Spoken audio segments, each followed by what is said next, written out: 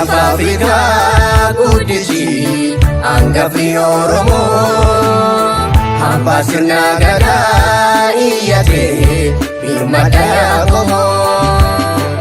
Oge lagnaananii yaalamni bakkee tulluun daraa beelli yeroo kennuu Yaaqoomoo waan qabdanii tadhaa. Koorteen gaanfa Afrikaa guddisi hangafni Oromoo hambaa sirna gadaa iyyatee birmadha Yaaqoomoo.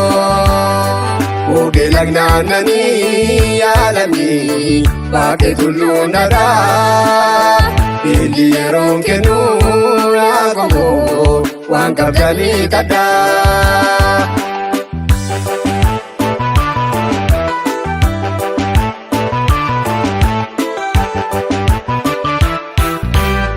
Boorani beela'ee hongeen daraaramee rakkoo danda'amataa yoonu wallaanamee.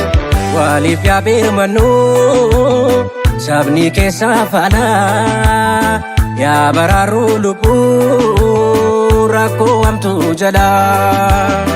Barri olii gadi barri baraan morkee onsee dachee nagaa heddumachuun hongee.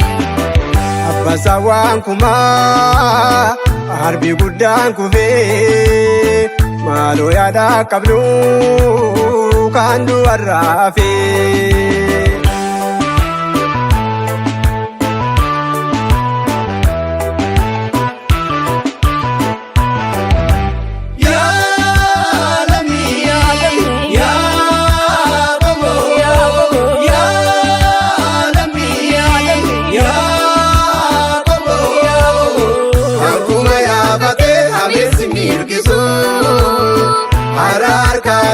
Gadee kan milkisu osoo nuti jirru boorani rakkatu maaltu ciisee bula osoo dhukkubsatu.